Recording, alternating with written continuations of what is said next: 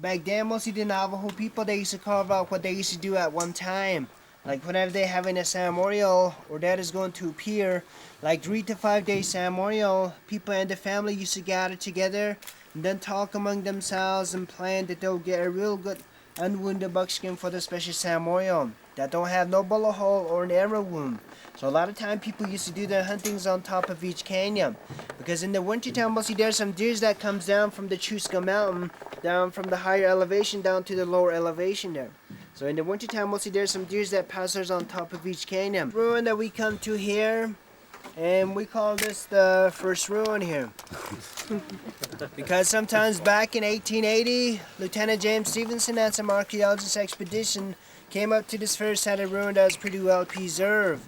So this wasn't the first one that was in the canyon, but this was more like the first one that they came up to while coming up inside the canyon. At one time, this used to be a big village here. It used to have close to like 15, close to 20 rooms. And then along with the room, there could have been like 2 kivas there. Kivas are the round structure, the one that's in the middle, that is being used for a special ceremonial, and also being considered as a living quarter for the men there. So every once in a while, mostly the Anasazi people used to have their special ceremonial. But before they had their special ceremonial, people used to replaster the kiva wall there, which will be the inside wall that they used to replaster before they had their special ceremonial there.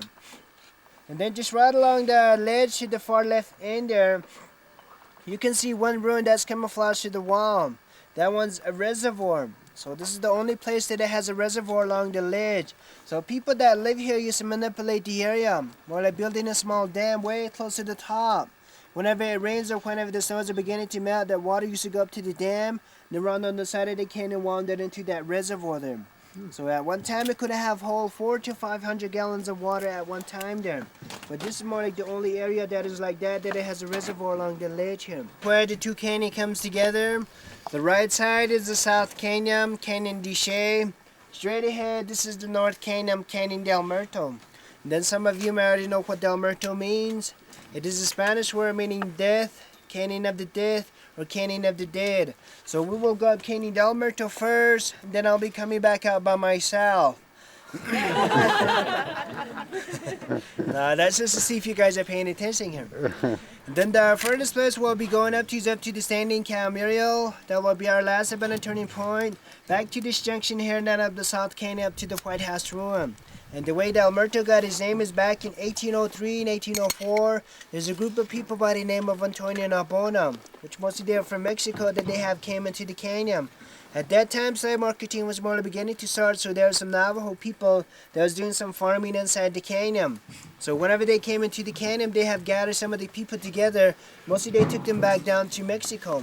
And mostly the men were sold to work at the silver mine. And even women and children were being taken back to work for the big ranchers to work on the field. So later on they kept coming to this canyon until back in 1805 they had massacred some people, mostly some women, some kids, some elderlies, and mostly about 10 warriors. So altogether there's like 115 people that had been massacred. And then later on, back in 1882, Lieutenant James Stevenson had renamed the Canyon of the Dead, because of the massacre that have happened way deeper toward the end of the canyon. There, you can see a house, which is a summer house with a red roof. So during the summertime, the older people will be inside the canyon just to do some farming. And mostly there's about close to 60 family that owns a plot of land that's inside the canyon. So as we came along, we have passed a number of farmland that's inside the canyon. Some summer houses, shade houses, brush shelters that were here inside the canyon. But they were actually right behind these trees there. So these are the trees that were being brought into the canyon back in the 30s by the deceased trees into the canyon. It's either for flood or for erosion control. The tall one with the green leaf, that one's the cottonwood tree. The lower one with the light green or the grayish leaf, those are the Russian olives. There's tamarisk and also coyote willows that are also being brought into the canyon back in the 30s. And now mostly people are now beginning to grow some alfalfa hay inside the canyon because of the livestock that we have that's inside the canyon, which is cattle, horses, sheep, and goats that we have them inside the canyon. Which is there's an alfalfa field which is right behind these trees also. So you can barely see it. Mostly a little further up the canyon, you'll be able to see some alfalfa field inside the canyon here. So if people with their field pretty good, mostly they can do 4 or 5 cuts within 1 year there. 1830. So the Navajo artist, mostly his name used to be Mr. Little Lamb. So he was once living inside the canyon that he had did. Some of the histories paint him also a little further up the canyon. Also because of these antelopes here on this wall here, the ruin just right ahead of us here is called the Antelope House Ruin. So at one time, most of these Anasazi people used to gather together here. Mostly they used to do some trading here. So whenever the archaeologists that were going through some of the ruins, in a certain site, a certain ruin there, mostly they have dug up a lot of items which were being found around this area. Like some parrot feathers, some seashells that they have found inside some of the site. So because of what they found there, mostly they think that these Anasazi people used to do a lot of tradings there. So they used to go along this and do some of the tradings there. So while they were on a journey to the trading there, they could have been bringing back some of the architect back to the canyon. That's more like the reason why mostly we have 3 different types of masonry work that we have that's inside the canyon up to this day here. Which is Mesa Verde, Chaco Canyon, and Chianti type of ruin that we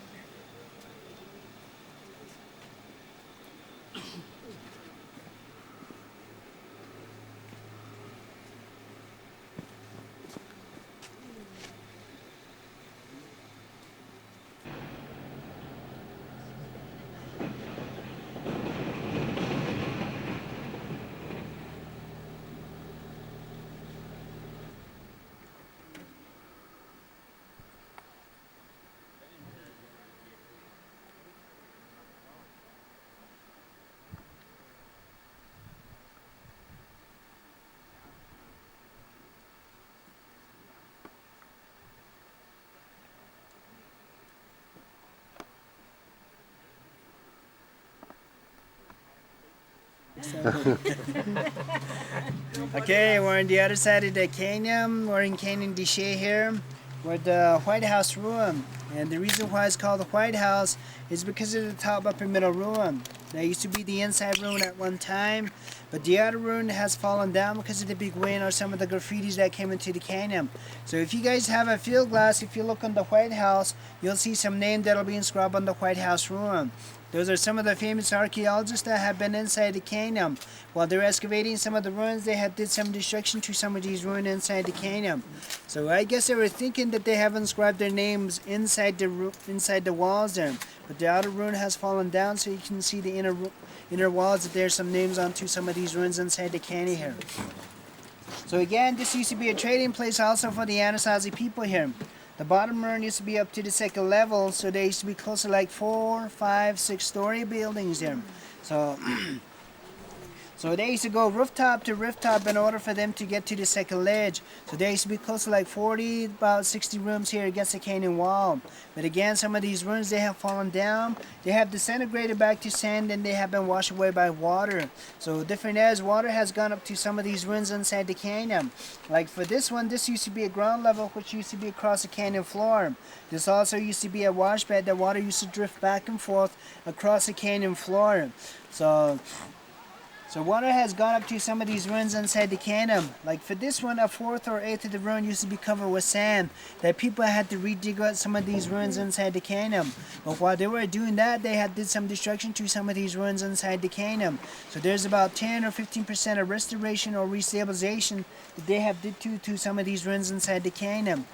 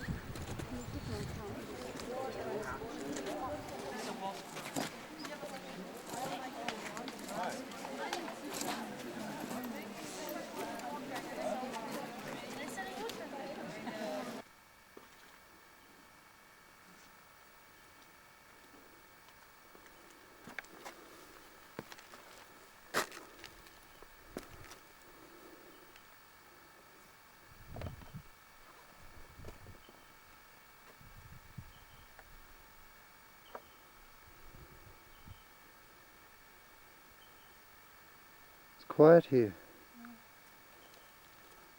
This is a Canyon home.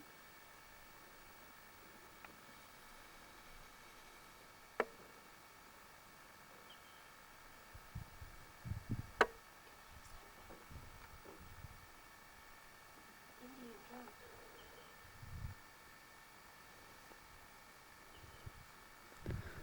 drum. Canyon De Chelly.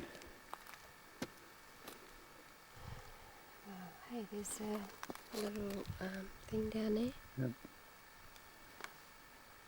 Yourself. You didn't have to, there wasn't another person around. I don't think there's anybody in there for maybe, who knows, how long. Obviously, it's been raided by the pilot, I'm sure, back in the 30s. But there wasn't any holes in it either. It's right in the middle of this place. I'm walking through and I've been in it for a while, seen pattern chips before I realized, because the sand's pretty much filled in the rooms and stuff. And I started seeing the outlines here, and I said, this is in the village. Get them out the road. You get up there and so around, so there's this pool around circle. Go out in a circle.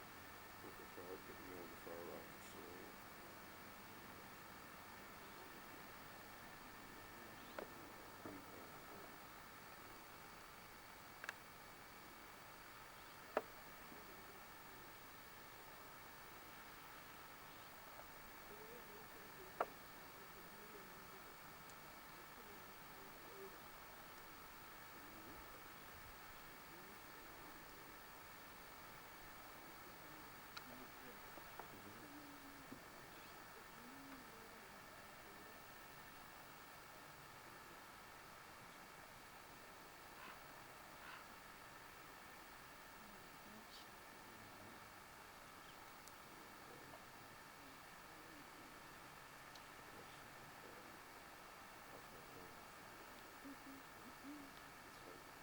Yes. You understand how they charge like it's gold.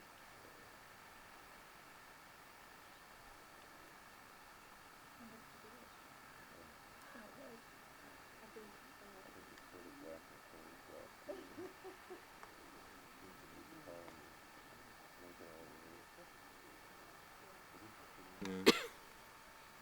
I don't know, maybe they're living there too. Okay.